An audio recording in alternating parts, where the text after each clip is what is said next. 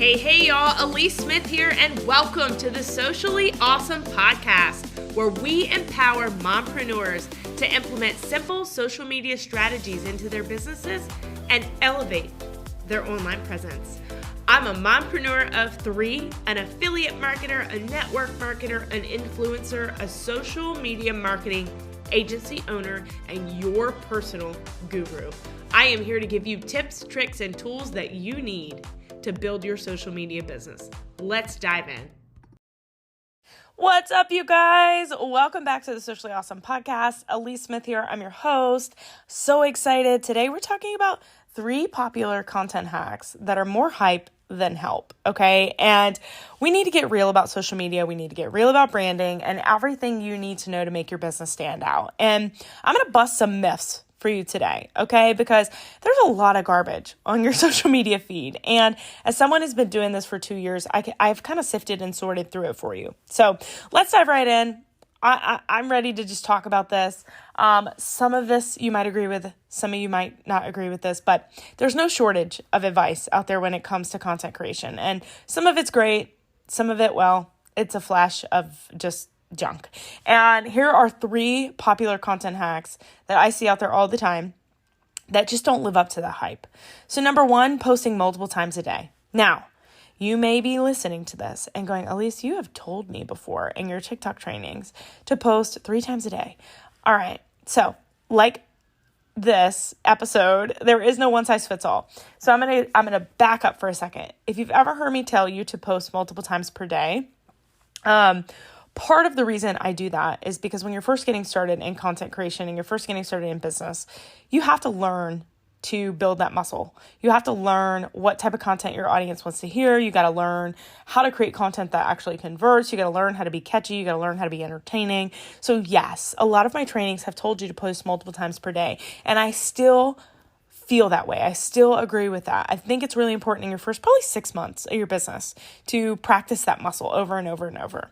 But once you've gotten your ideal client nailed down, your messaging nailed down, your branding nailed down, it's not necessarily important for you to bombard your audience with too much content, okay? And I want to talk this through because I still post multiple times per day, ultimately, on several of my social media platforms. But I do that because I have an abundance of content that I've created over 2 years. And if you know anything about me, you know that I constantly talk about my rinse and repeat content system.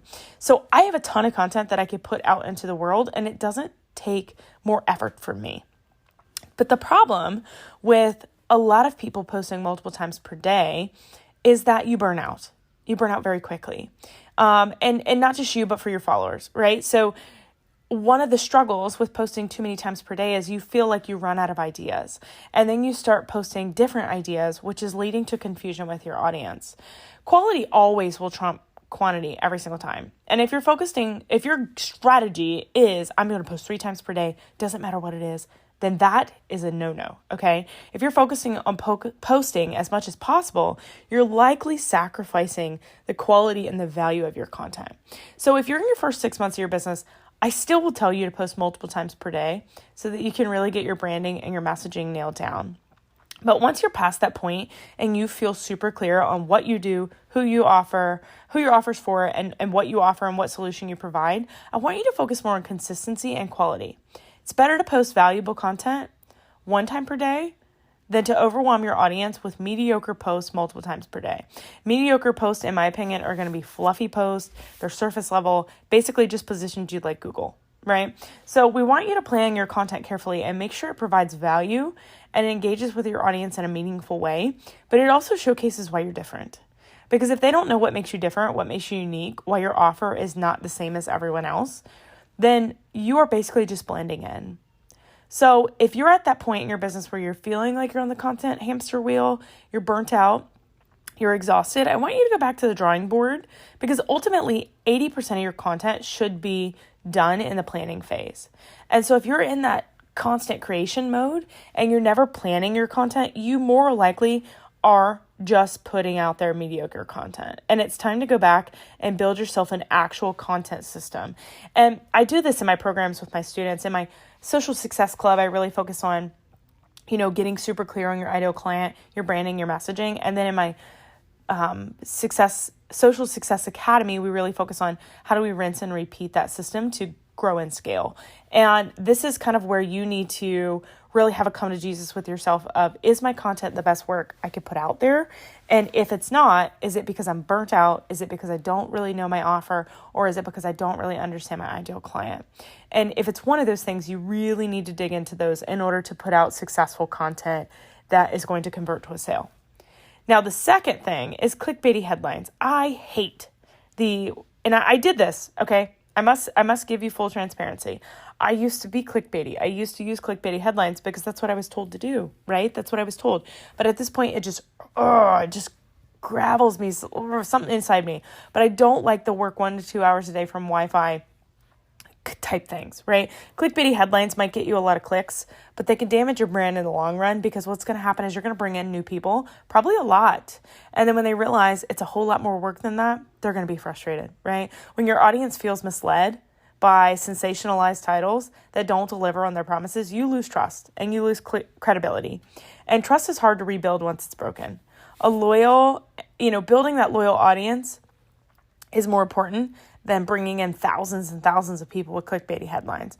So I want you to really focus on creating honest, compelling headlines that show the transformation you can provide and that accurately reflect your content. They focus on delivering value, building a reputation of providing reliable and helpful information. Your audience will appreciate the honesty and be more likely to stick around to you over time. And then the third thing is following every single trend.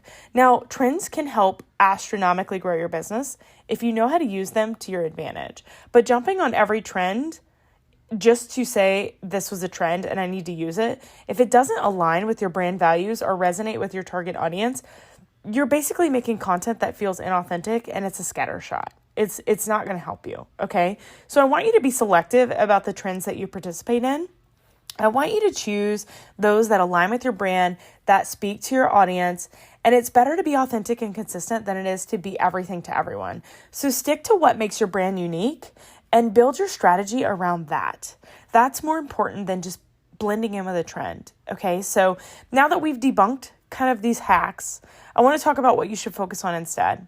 So as always, understanding your audience, getting to know your audience inside and out. What are their pain points? What kind of content do they find valuable? And tailor your strategy to meet their needs. This is exactly what I help you with inside the club. So if you need more assistance on this, feel free to DM me the word club on IG. Let's chat about it. But this builds loyal and engaged community around your brand. And that's what's going to help you with those consistent cash months, okay? Number 2, providing consistent value. Being consistent in your messaging and your branding. Don't show up one day with a clickbaity headline and the next day with, a true, authentic storytelling headline, because people are going to get mixed signals from you. We want you to have consistent value, but also consistent branding. And then engaging authentically. So responding to comments, asking questions, really building that sense of community, and building that trust and that loyalty with your audience, rather than just throwing out some emojis or some just vague engagement so that you can check it off your list that you engage 15 minutes per day. You need to really be raw and authentic with your audience to build that trust. So the world of content creation is full of shiny, tempting hacks and quick result promises. And I want you to remember, building a successful brand takes time, consistency, and focusing on that genuine value. So I don't want you to get distracted by the hype. Stick to the strategies that build trust, provide value, and resonate with your audience. So as always, I hope you got insight that's helpful. I hope this inspires you to focus on what truly matters in your content strategy and to really block out that noise and that garbage that fills your feed. If you enjoyed this episode, as always, I would love for you to leave the podcast a review, subscribe so you never miss an episode. Leaving a review is my love language. I want you to screenshot this, that you're listening, throw it in your stories, tag me at socially.awesome on IG. It helps me understand that you are really focused on growing your business and helps me keep putting out more episodes for you. And as always, make sure you check the show notes. We have tons of resources in there that help you grow your business online. And until next time, make it simple, make it social, and make it awesome.